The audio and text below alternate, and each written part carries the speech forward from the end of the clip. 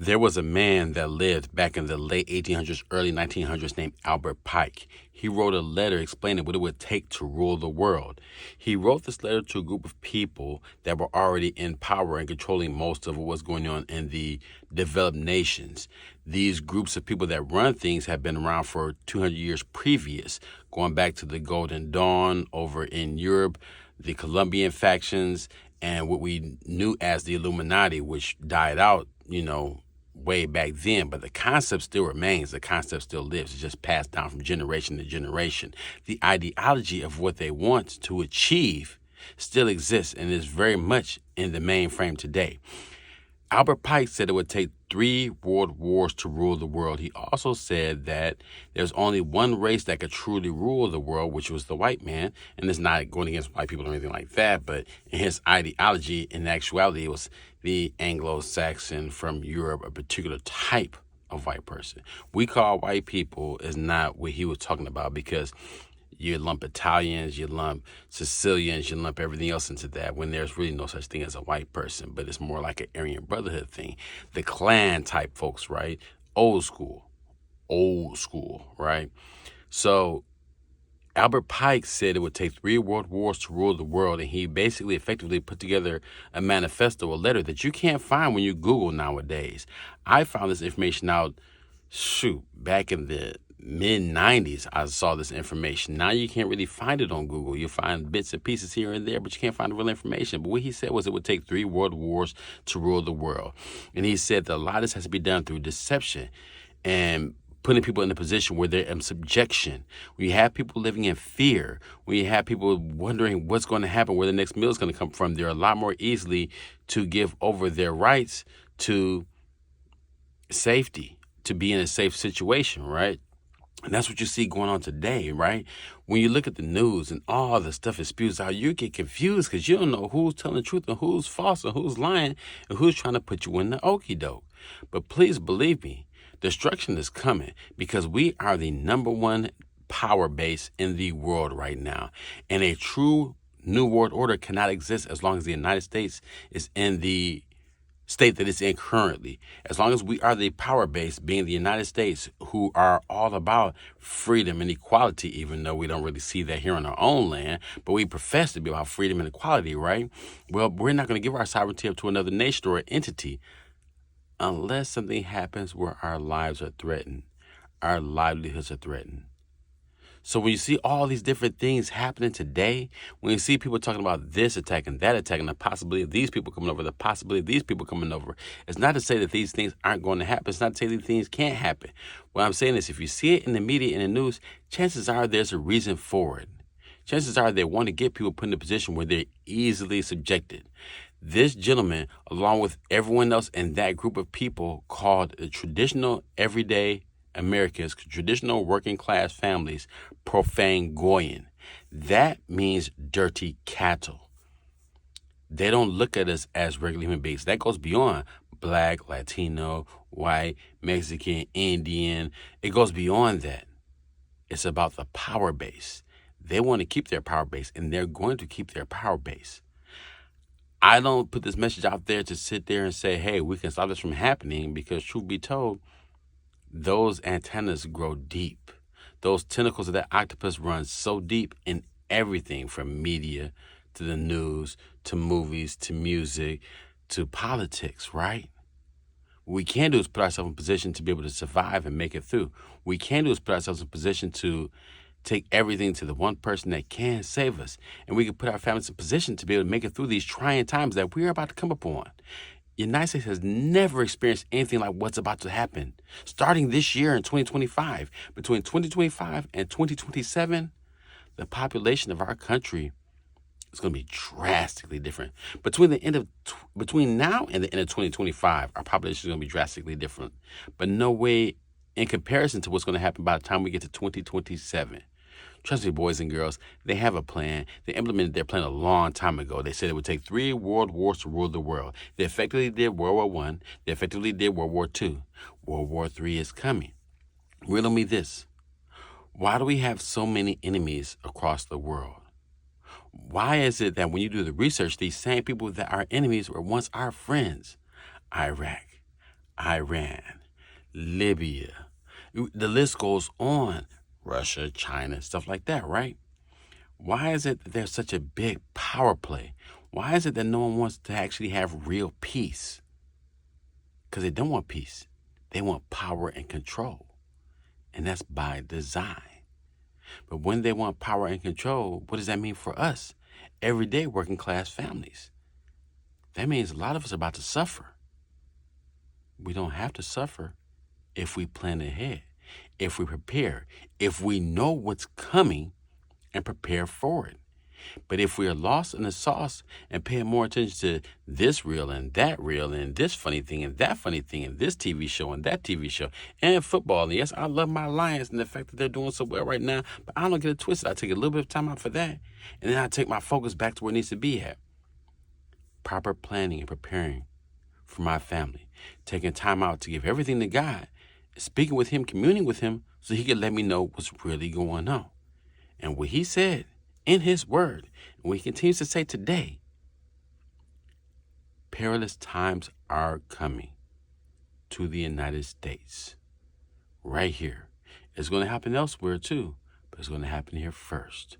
When you look at the Bible and it talks about Mystery Babylon, there is no other nation on earth that comes close to fitting the picture, with the exception of Rome. However, if they are the power base of that whole group, what does that mean? If there's the ones that's orchestrating it, if they're the ones part of orchestrating it, because it's beyond just them, they're just a rung in the ladder.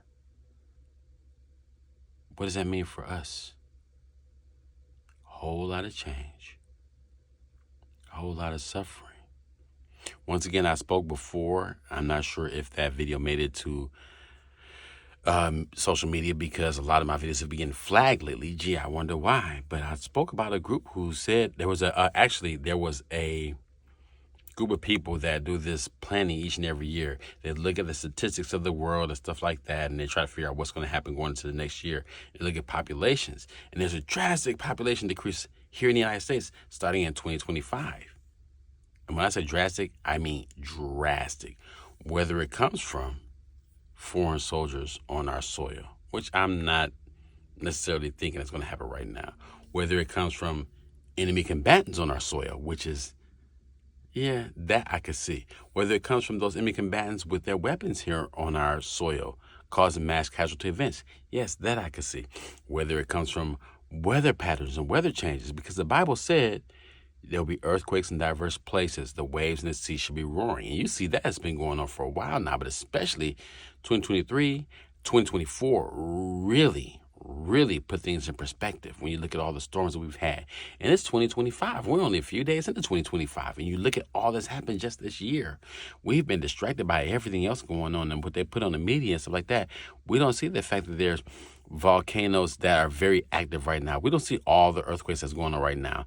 Like January 1st of 2024, there are a ton of earthquakes that day.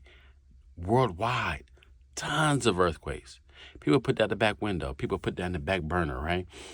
Then we have the eclipses that started in 2017, and then the next eclipse was April 2024, right? That put the X across the United States. Why would that put an X across the United States? Because the last time that happened was the early 1800s, 1811 to be exact. And what happened after that was the New Madrid quakes, which changed the face of the game on our continent. It made the Mississippi River run backwards. Those types of earthquakes were happening today. Do you know what kind of catastrophic catastrophe that it would cause here? Because that area in the middle of the country is one of our major thoroughfares for transporting commerce and goods, for moving goods to and fro.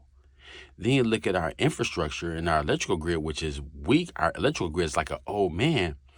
You break a bone, it's a wrap. You're in the bed for a long time. If our grid was to go down nationwide, it wouldn't take months. It would take years to bring it back up. When that happens, you see mass panic, chaos, and hysteria. You see people that used to be cool fighting each other for food because they have to feed their families and things of that nature, right?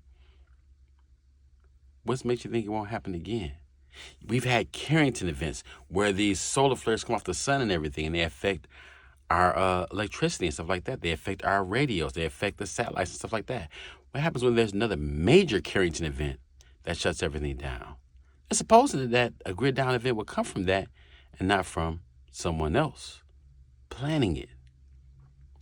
There's too many possibilities going on right now and too much information out there. And to hear God continuously in my ear saying, prepare, prepare, prepare, tell the people what's going on, let the people know what time it is so they can be prepared. I'll be a fool not to come tell you. You need to get right with God. You need to seek Him on what's going on. You need to be prepping and preparing to make sure your family's covered. People say, prepare, make sure you have food and stockpiles for 3 days. What's 3 days going to do if the power's out for weeks, months? If the power's out for 90 days across the nation, do you know how many people will die? Do you know all those movies we saw about Mad Max and a world without law and order? That's what you'll be looking at. When, not if, but when that happens, that's what you'll be looking at. I feel this urgency to come out and tell people because I see the forest for the trees. I see what's going on. And He speaks to me. He lets me know what time it is. And He's been telling me for a long time. Plan, prepare, get out while you still can. And there's a lot of people that have been leaving the United States lately. A lot of people in power leaving the United States, but a lot of people that are regular everyday Americans getting out of the major cities. Why is that? Is there something they see as well? I'm just saying. We can wake up tomorrow, nothing happens. We can wake up 6 months from now, nothing happens. But if we get to June, 6 months from now, and nothing happens, doesn't mean it can't go off the rails a day later or a week later. In the Bible, Jesus He spoke about the bridegroom and the brides. He spoke about all these brides coming to the wedding feast, right? And they're supposed to be getting prepared for the wedding feast, right? And they have their candles, right? But they didn't have enough oil in their lampstands for their candles, right? So some of them had to go out and get oil at the last minute. And when they came back, the bridegroom was gone because they weren't ready. That's a message. We need to be ready. We need to be prepared for whatever's going to happen, however it's going to come. God said in His word, judgment is coming. Mystery Babylon gets it first. I'll let you do the math on who Mystery Babylon is. Last Days Navigator. 2025, off the rails.